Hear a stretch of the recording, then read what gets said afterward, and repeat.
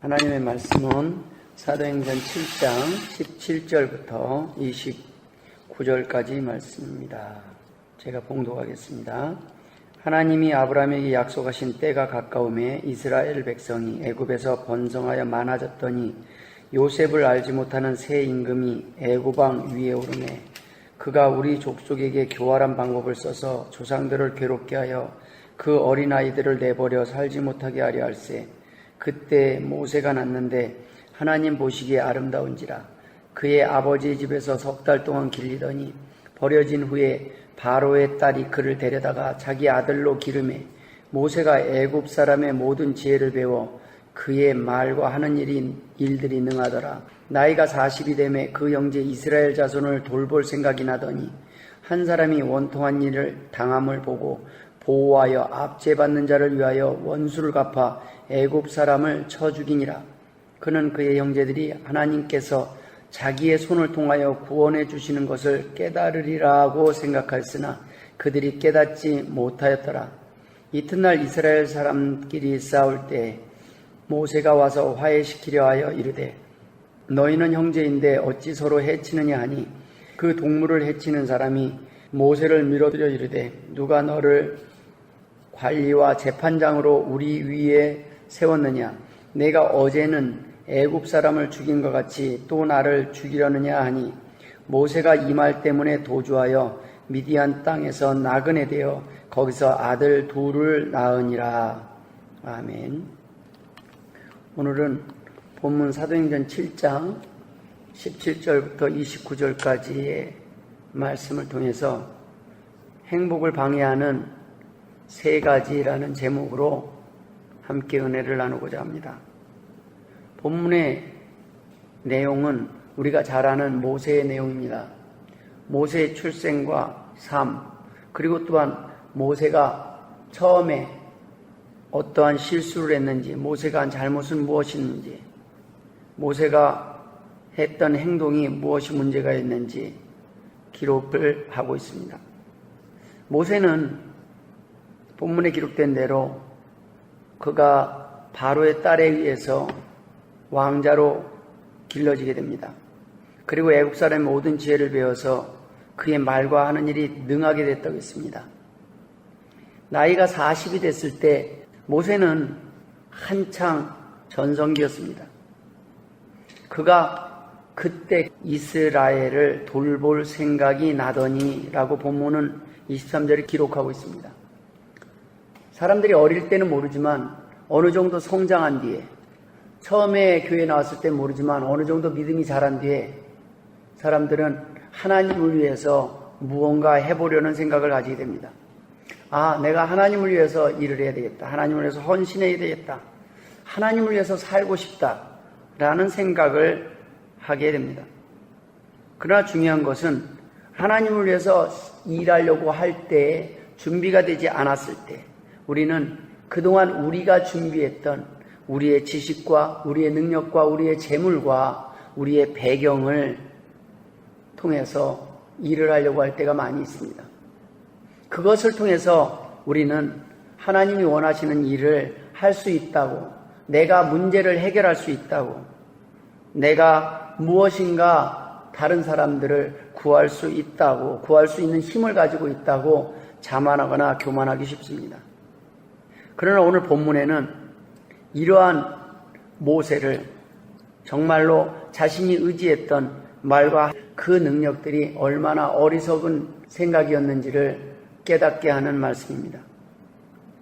모세가 이스라엘 백성들이 애굽 사람에 의해서 압제당하고 고통받는 모습을 보고 그를 가서 쳐 죽입니다. 이스라엘 사람들에게 구원자가 되고자 했던 것입니다. 그는 그 일을 통해서 그의 형제들에게 자기의 고향 사람, 자신의 이스라엘 사람들로부터 인정을 받고 그들에게 칭찬을 받기를 기대했습니다. 그 이튿날 또 나가보니 이스라엘 사람들끼리 싸우고 있었습니다. 모세가 이제는 가서 야, 너희가 어제와 달리 너희 형제들끼리 어떻게 서로 해치고 싸우냐? 형제들끼리 왜 싸우냐고 모세가 말하자 도리어 해치는 사람이 모세를 밀면서 누가 너를 관리와 재판장으로 우리 위에 세웠냐면서 어제의 일에 대한 자신을 애굽 사람과 싸울 때 애굽 사람한테 당할 때 그 애굽 사람을 쳐 죽여서 구원해준 모세를 칭찬하기는커녕 도리어 모세를 비난합니다. 모세를 인정하기는커녕 도리어 모세의 허물과 약점을 드러내서 모세를 위협합니다. 모세는 큰일 났습니다. 도리어 자기는 돕고자 하고 그 일을 했다는 것을 이스라엘 백성들이 비밀을 지켜줄 줄 알았는데 도리어 그것을 가지고 공격할 때 그는 사람을 통해서 낙심을 할 뿐만 아니라 그는 두려워서 미디안 땅으로 도망을 가서 나그네가 돼서 거기서 아들 둘을 낳고 살았습니다.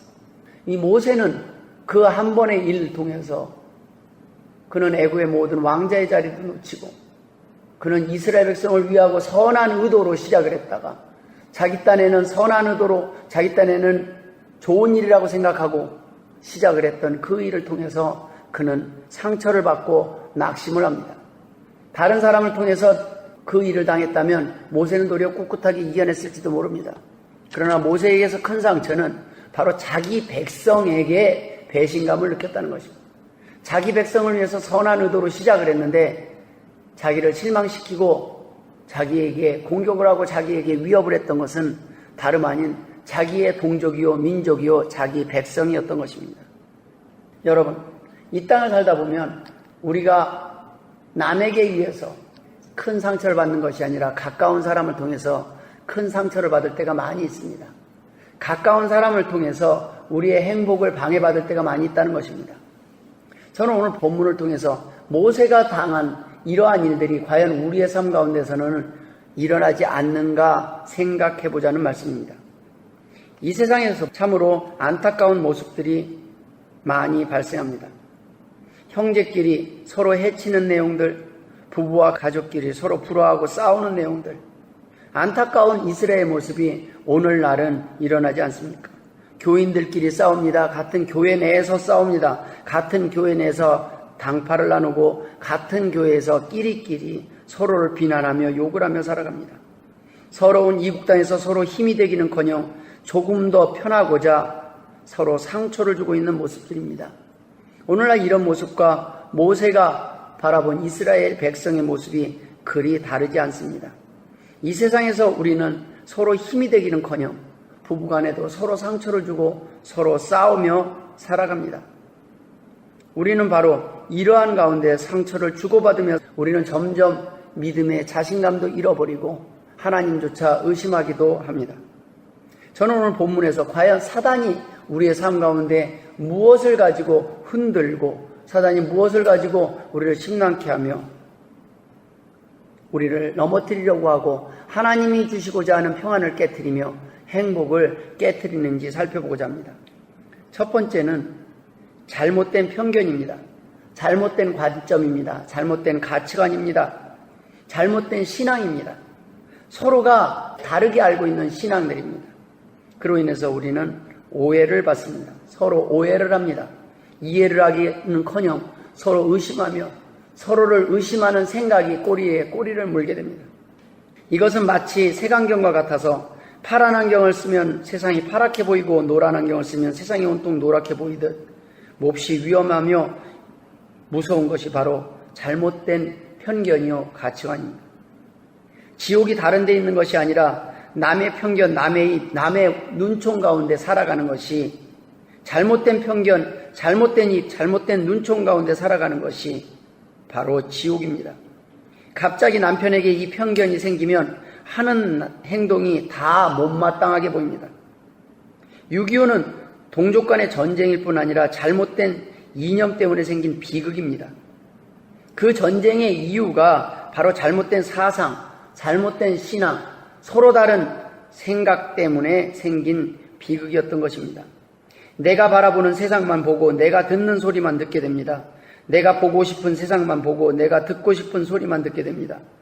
성경은 이런 상태의 사람을 영적으로 눈먼 자여 청각장애인이라고 말씀합니다.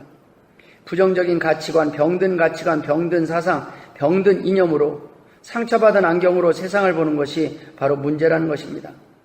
상처를 받은 사람들은 다른 사람에게도 자기와 같은 상처가 있고 자기와 같이 상처받은 안경으로 보는 것으로 착각할 때가 있습니다.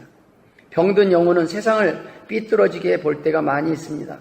저는 살아가면서 의외로 평안한 삶, 경제적으로 부유한 삶 속에서 자란 사람들보다, 그러한 자녀들보다 가난하고 어렵고 힘들고 상처받은 사람들, 상처받은 자녀들이 더 잘못된 편견을 가지고 삐뚤어지게 세상을 바라보며 삐뚤어지게 해석하며 삐뚤어진 행동을 하며 살아가는 모습을 많이 보았습니다.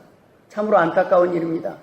그 부모의 가난 때문에 거기서 끝나는 것이 아니라, 그래서 우리는 그 자녀들을 잘못된 삐뚤어진 사고를 갖지 않게 하기 위해서 조금이라도 더 돈을 벌려고 애쓰는 모습을 할 때가 있습니다. 그들은 잘못된 안경을 쓰고 세상을 바라봅니다. 두려움을 가지고 세상을 바라봅니다. 자신만의 눈을 가지고 남을 바라봅니다. 잘못된 가치관을 형성하고 자신의 욕심을 따라 자신이 보고 싶은 것만 보고 자신이 듣고 싶은 말만 듣습니다. 각자 자기의 소견에 좋은 대로 살아가는 타락한 세상의 모습을 그대로 반영하고 있는 것입니다. 성경이 말한 대로 이 땅의 백성들이 자기의 소견에 좋은 대로 살아간다는 것이 문제가 있습니다. 하나님의 말씀대로 살아가지 않고 자기의 소견에 좋은 대로 살아가는 것이 말세의 모습이라는 것입니다. 사사기 17장 6절에 보면 그때에는 이스라엘에 왕이 없었으므로 사람마다 자기 소견에 옳은 대로 행하였더라. 기준이 없기 때문이었습니다. 방향과 목적지를 잃었기 때문에, 멘토가 없었기 때문에, 지도자가 없었기 때문에, 바로 말씀이 없었기 때문에 그들은 방황하고 흔들릴 수밖에 없었습니다. 타인을 이해하는 능력이 현저히 떨어져 있습니다. 타인을 이해하려는 마음이 없는 것이 문제입니다. 이웃이 두렵고 이웃이 무섭습니다. 남을 믿지 못합니다. 남을 이해하지 못합니다. 이것이 심해지면 가족도 믿지 못하고 세상의 누구의 말도 믿지 못합니다. 그러므로 믿음의 사람은 늘 이 땅에서 하나님이 주신 안경을 써야 됩니다. 신앙이 다르면 문제가 생기고 전쟁이 일어나기 때문입니다. 이 가치관이 다르면 문제가 생기기 때문입니다. 서로 다른 가치관, 서로 다른 생각이 있는 것을 어떻게 알 수 있습니까? 저는 저희 밴드에서 그 방법을, 서로를 알 수 있는 방법을 말씀으로 제시했습니다. 사람들은 잠시 왔다가 나간 사람들이 많이 있습니다. 사람들이 많이 있지 않으니까 사람들이 많이 머무르는 곳을 찾아서 나간 사람들이 많이 있습니다. 말씀 가운데서 답을 얻지 못하고 다른 곳에서 답을 찾습니다. 저는 말씀이 답이라고 생각을 합니다. 왜냐하면 서로 같은 말씀을 듣고 거기에 공감을 했을 때 비로소 같은 신앙임을 알 수 있기 때문입니다. 어떻게 상대방의 속을 알 수 있습니까? 어떻게 상대방이 믿는 하나님이 내가 믿는 하나님과 동일한 하나님임을 알 수 있습니까? 같은 말씀 속에 같은 고백이 없으면 그는 같은 신앙을 가진 사람이 아닙니다. 같은 가치관을 가진 사람이 아닙니다. 같은 하나님을 믿어도 갈등이 생기고 싸움이 생기는데, 같은 믿음을 소유해도 다른 생각, 다른 이견들이 생길 수 있는데, 하물며 어떻게 다른 말씀을 듣고 다르게 살아온 사람을 이해하고 서로가 부딪히지 않을 수가 있겠습니까? 그 사람이 믿는 하나님이 내가 믿는 하나님과 동일한 하나님일 때 우리가 해결할 길이 있음을 믿으시길 주의 이름으로 축원드립니다. 저는 그래서 말씀만을 근거로 서로가 하나 되고 서로가 하나의 목적지를 찾고 하나의 방향을 찾기를 소원하는 마음을 가지고 있습니다. 그랬을 때 그 둘이 만나서 좋은 교제를 하고 어떠한 어려움과 환난이 닥쳐와도 그 가운데 하나님을 바라보며 문제를 해결해 나갈 줄 믿기 때문입니다. 힘든 일이 생겨도 하나님께 구하고 하나님을 통해서 극복하리라 믿기 때문입니다. 사람을 기대하고 사람의 외모와 사람의 환경을 기대했던 사람들은 힘든 일이 생기면 떠납니다. 그러나 하나님을 의지했던 사람들은 힘든 일이 생길수록 둘이 손을 모으고 하나님께 기도해서 해결받고 끝까지 사랑을 완성해 나가리라 믿기 때문입니다. 두 번째 행복을 방해하는 요인은 전쟁입니다. 이념이 다르고 신앙이 다르면 전쟁이 일어나게 됩니다. 전쟁을 좋아하는 사람은 없습니다. 6.25는 동족 간의 전쟁이기에 더욱 마음이 아픈 것입니다. 잘못된 이념 때문에 동족끼리 총을 들이대고 죽였던 전쟁이 바로 6.25 전쟁입니다. 여러분, 싸움이란 무엇입니까? 싸움은 왜 합니까? 왜 싸우십니까? 인류 역사의 크고 작은 전쟁은 물론 이 지상에서 제일 자주 발생하는 전쟁이 바로 부부간의 전쟁이라는 것을 아십니까? 가족 간의 전쟁입니다. 사단이 가장 원하는 것이 바로 부부간의 전쟁입니다. 부부간의 전쟁이 일어나면 자녀는 자연스럽게 피해자가 됩니다. 자녀는 상처를 받게 됩니다. 그 전쟁 가운데 전쟁을 바라보는 모든 사람들이 상처를 받고 피해자가 되게 됩니다. 부부간에 싸움을 붙이면 많은 사람들이 상처를 받습니다. 여러분, 무엇을 얻기 위해 싸우십니까? 부부간에 싸워서 무엇을 얻으셨습니까? 살아가면서 우리가 불행한 시간을 줄이려면 싸울 대상을 잘 구별해야 합니다. 부부간에 싸우다 지쳐버리면, 부부간의 신뢰가 깨져버리면 나중에는 이 세상에서 아무것도 할 수 없는 폐인이 되고 만다는 것을 기억해야 됩니다. 의외로 축구에서 자살골이 많이 일어납니다. 자살골 무엇입니까? 자기 편과 싸우는 것입니다. 싸우면 안 될 대상과 더 많이 싸우는 것입니다. 아내와 싸우고 가족과 싸우고 형제와 싸우고 교인들끼리 싸우고 같은 민족끼리 싸우고. 하나님은 예루살렘에 모여있는 성도들을 핍박을 통해서 흩으셨습니다. 왜 그랬습니까? 싸울 대상을 잃어버렸습니다. 그러니까 자기들끼리 필요 없는 논쟁을 하며 싸우고 있었기 때문입니다.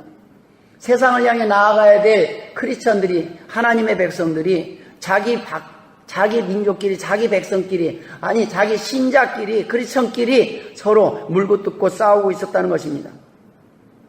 우리가 밖을 향해서 나가지 못한다면 우리는 집안에서 싸우고 있는 것이 분명합니다. 싸울 대상은 우리 안에 있는 것이 아니라 밖에 있습니다. 사탄과 싸워야 됩니다. 하나님을 모르는 저 세상과 싸워야 합니다. 안에 있는 사람들은 싸워야 할 대상이 아니라 돌봐야 될 대상입니다. 사랑해야 될 대상입니다. 이해해야 될 대상입니다. 서로 격려하며 힘이 돼줘야 될 대상입니다. 밖에서 싸우다 상처받고 여기저기 다친 곳들을 돌아와서 치료받고 치료해줘야 될 대상들이 바로 안에 있는 사람들, 가족입니다. 형제요, 자매입니다. 사람들은 싸울 대상을 잘못 선택하여 아군끼리 에너지를 다 소모하고 정작 적과의 싸움, 마귀와의 싸움에서는 싸울 힘을 잃어서 지고 맙니다. 부자들도 경제적 어려움이 없는데 싸울 이유가 없을 것 같은데 그들은 싸웁니다. 그 싸우는 대상이 누구인지 아십니까? 가족이요, 형제입니다. 그 이유가 무엇인지 아십니까? 그들이 그렇게 죽는 날까지 다 써도 못 쓸 돈을 가지고 있으면서도 그들은 그 돈을 조금 더 갖기 위해서 돈 때문에 불화하고 싸우는 모습들이 종종 신문에 나는 것을 우리는 봅니다. 여러분, 정치인들 국회 내에서 자기들끼리 싸우는 모습을 볼 때 얼마나 답답합니까? 더 좋은 의견을 위해 노력하는 것이 아니라 자신들의 이익을 위해 싸울 때, 당파가 나눠지고 정쟁 싸움을 할 때 싸움의 목적을 잃어버리고 싸움의 대상을 잃어버리고 엉뚱한 것과 싸울 때 우리는 답답함을 느낍니다. 의사, 약사들도 서로의 밥그릇을 놓고 싸우는 모습을 봤습니다. 교회도 교인들끼리 싸우는 모습을 보게 됩니다. 이것이 바로 사탄이 원하는 싸움입니다. 때때로 한국에서는 서로 싸우다가도 외국에 가면 한국 사람만 만나도 반갑고 너무나 반가워서 쉽게 서로 마음을 열게 되는 경우가 있습니다. 그들은 이국 땅에서 두렵기 때문입니다. 매일 집안 싸움만 하다가 외적으로 어려운 일이 생기면 가정이 하나가 되는 경우도 있습니다. 도리어 힘든 일을 통해서 가정이 더 뭉쳐질 때가 있습니다. 외국에 가서 그 타지에서 아무도 말을 걸어주지 않는데 말통하는 사람이라는 것만으로도 우리는 위로를 받습니다. 그것을 이용해서 사람은 또 사기를 칩니다. 동족을 사기를 칩니다. 그래서 외국에 갔을 때 또한 가장 경계해야 될 사람이 같은 민족이라는 말도 있습니다. 국가도 마찬가지입니다. 전쟁을 통해 도리어 민족이 결속력이 더 강해지기도 합니다. 그러나 그 전쟁은 일으키는 전쟁이 아니라 당하는 전쟁일 때 그렇습니다. 우리는 가만히 있었는데 다른 침략자들이 와서 우리를 무너뜨리게 하고 우리의 평화를 깨뜨리려고 할 때 도리어 국가가 더 단단해질 때가 있습니다. 우리는 싸움의 대상을 수정해야 합니다. 우리의 싸울 대상은 사탄 마귀입니다. 우리의 싸울 대상은 죄입니다. 가족은 우리의 싸울 대상이 아니라 사랑하고 돌볼 대상임을 믿으시길 주의 이름으로 축원드립니다. 여러분, 이러한 싸움의 원인들이 있습니다. 그러나 오늘은 수많은 싸움의 원인들보다 오늘은 조금 더 가까이, 먼 이야기가 아니라 좀 더 가까이 있는 이야기를 해보고자 합니다. 그 마지막이 바로 세 번째 행복을 방해하는 요인입니다. 그것은 바로 피해망상, 치유되지 못한 상처입니다. 바로 상처를 통해서 사단은 우리를 흔듭니다. 이 땅에 살면서 전쟁을 피할 수 없고 갈등 또한 피할 수 없습니다. 결국 갈등으로 인해서 우리는 서투른 싸움을 합니다. 무엇인가 훈련되고 열심히 연습해서 싸우는 것이 아니라 우리는 처음 부부가 돼서 처음 만난 사람끼리 서로에 대해서 잘 모르니까 어리숙한 싸움을 합니다. 무기 같지도 않은 무기로, 말 같지도 않은 말들로 서로가 위로하기는커녕 서로를 공격하게 됩니다. 그리고 상처를 주고받게 됩니다. 그리고 실망합니다. 당신이 나를 실망시켰다. 당신이 나를 아프게 했다고 우리는 말을 합니다. 이 세상에 살아갈 때 문제는 정작 상처 없는 인생이 아닙니다. 우리에게 발생하는 큰 문제의 원인은 치유받지 못한 상처가 문제입니다. 하나님이 우리에게 상처를 주신 것이 아니라 하나님은 우리에게 치유력을 주셨습니다. 면역력을 주셨습니다. 사단은 우리에게 상처를 주기를 원하지만 하나님은 우리에게 치유할 수 있는 힘, 치유할 수 있는 약을 주셨습니다. 그것이 구약이요 신약이요 그것이 사랑입니다. 치유받지 못한 상처를 오래 두면 심각해집니다. 방치한 상처가 돌보지 못한 상처가 바로 우리의 삶 가운데 크나큰 문제를 일으키는 것입니다.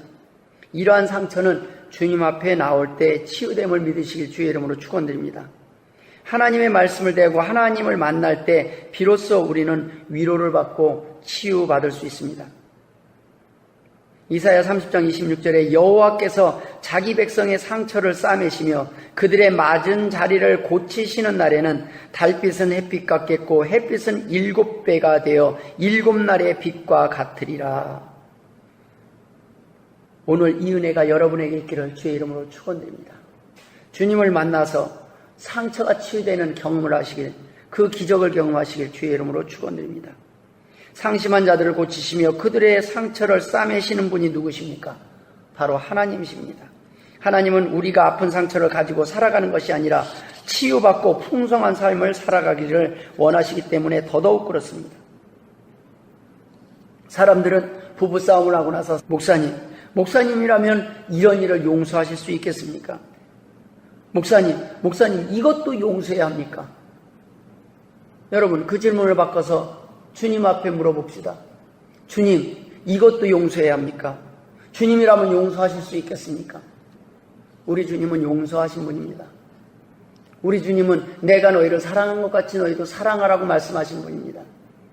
그것까지도 용서하라고 하신 것입니다. 아니, 그것을 넘어서 주기도문에 이렇게 가르치고 있습니다. 우리가 우리에게 죄 지은 자를 사하여 준 것 같이 우리 죄를 사하여 주옵소서.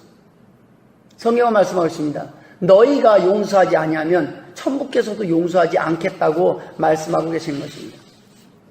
사람들은 상처를 받으면 세월이 지나면 낫는다고 합니다. 그러나 낫지 않는 상처도 많이 있습니다. 이제는 나를 괴롭혔던 상처가 그리스도의 흔적이 되어야 합니다. 여러분, 이 상처를 어떻게 해결해야 됩니까? 상처를 치유하는 두 가지 방법이 있습니다. 하나는 용서를 통해서 치유할 수 있습니다. 우리가 피해자라면 우리에게 죄 지은 자를 용서할 때 우리는 상처를 치유받을 수 있습니다.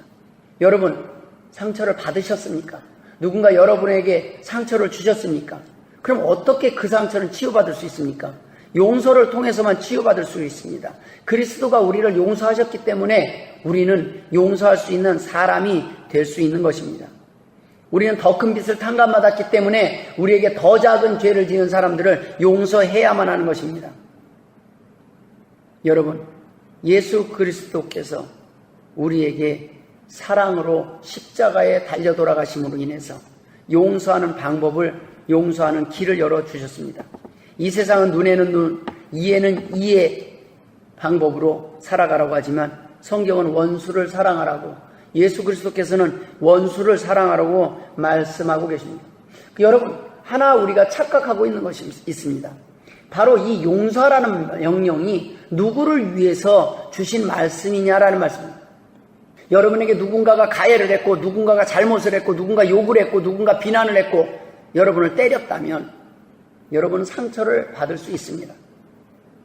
그러나 그 상처를 가지고 계속 그를 원망하고 그를 용서하지 못한 마음으로 증오하며 분노하며 그에게 복수할 힘을 기르기 위해서 살아간다면 여러분은 힘을 얻어도 결코 행복하지 못할 것입니다. 복수를 한다 해도 여러분은 결코 행복하지 못할 것입니다. 이 용서는 우리를 위해서 주신 명령이라는 것입니다. 미움은 상처만 남습니다. 가해자들은 대부분 자신이 무슨 짓을 했는지도 못 깨닫는 경우도 많이 있습니다. 자신이 사람을 죽여놓고도 자기가 이게 그렇게 큰 잘못인지 깨닫지 못하는 그런 사람들이 많이 있다는 것입니다. 그들은 돌봄을 받지 못한 영혼들이기 때문에 자신이 무슨 짓을 했는지조차 깨닫지 못할 때가 있습니다. 여러분, 자신이 무슨 잘못을 했는지 깨닫는 것만 해도 큰 은혜임을 믿으시길 주의 이름으로 축원드립니다. 피해자에게 하나님이 원하시는 것은 용서입니다. 가해자를 용서하라는 것입니다. 두 번째, 우리는 상처를 지을 때 우리가 가해자로서 남에게 죄 지은 것을 그것 또한 우리에게 상처로 남습니다. 우리는 다른 사람에게 그 문제를 해결해야 합니다. 사죄해야 합니다. 그래도 용서하지 않는 사람들이 있습니다. 그럼 어떻게 합니까?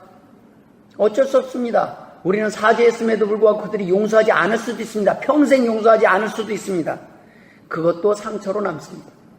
그러나 그럼에도 불구하고 우리가 용서할 수 있는 사람임에 감사드려야 됩니다.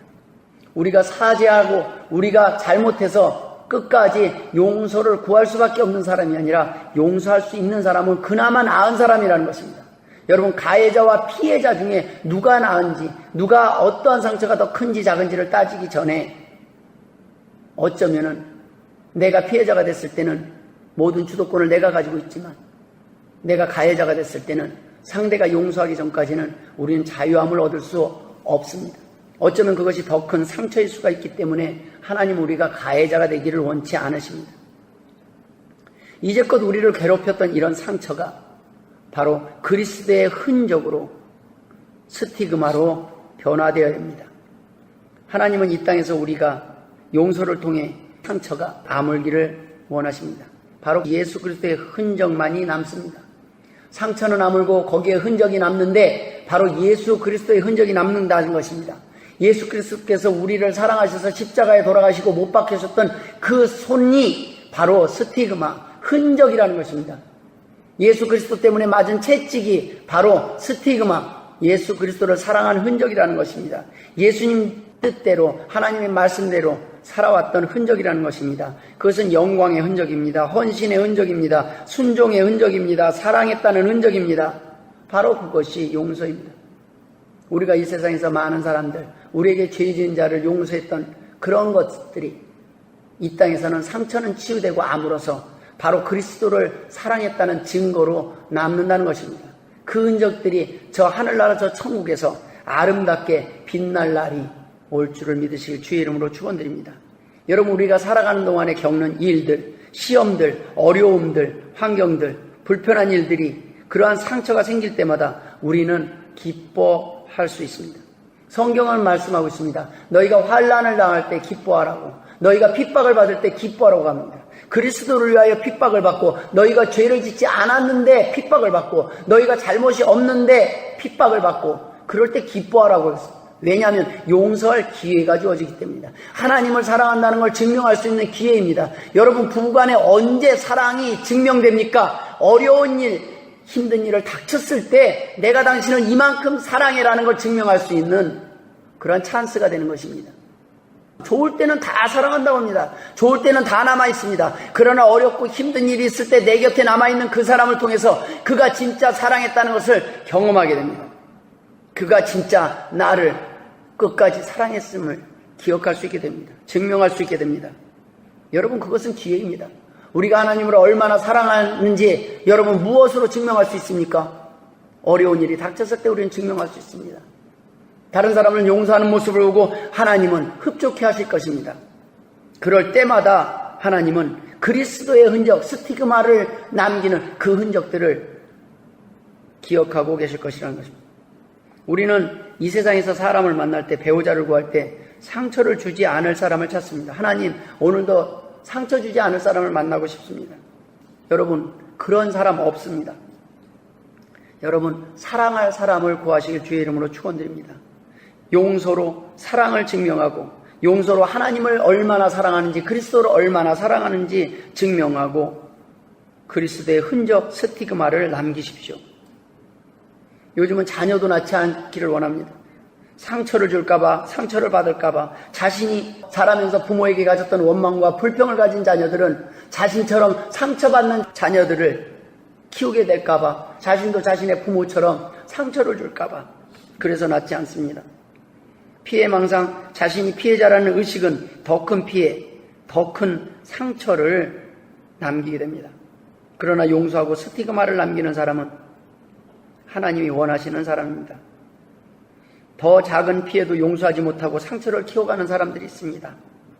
정말 큰 피해를 당했고 큰 어려움을 겪었음에도 불구하고 그를 감싸고 용서하고 그의 편이 되는 사람이 있는가 하면 사소한 일까지도 큰 피해의식을 가지고 큰 원망을 가지고 그를 용서하지 못하면서 이런 일을 어떻게 용서할 수 있냐고 평생 원망하며 살아갈 수도 있습니다. 그것은 여러분의 선택입니다. 그러나 성경은 말씀하고 있습니다. 용서하라. 내가 너희를 사랑한 것 같이 너희도 사랑하고 너희도 용서하라. 여러분, 과거에 대한 용서가 없이는, 과거에 대한 용서뿐만 아니라 현재에 대한 용서가 없이는 여러분은 행복할 수가 없습니다. 가족은 또 실수할 것입니다. 가족은 또 여러분 옆에서 여러분에게 연약함을 보일 것입니다. 그럴 때마다 여러분들은 그렇게 말씀할 수 있습니다. 가족인데 왜 이래? 당신이 왜 나를 이렇게 실망시킬 수 있어? 사랑하는 당신이 어떻게 그럴 수가 있어? 여러분, 그럴 수가 있습니다. 사랑하는 당신이기에 용서해야 되는 것입니다. 사랑하는 가족이기에 우리는 다시 품고 나아가야 하는 것입니다. 여러분, 가족을 다른 말로 표현하자면 저는 이렇게 표현하고 싶습니다. 용서에 무한 리필이 가능한 사람들입니다. 잘못을 하고 또 잘못을 해도, 아무리 큰 잘못을 해도 끝없이 용서하는 무한 리필권을 가진 사람들이 바로 가족입니다. 하나님은 오늘 여러분에게 그 무한 리필권을 주셨습니다.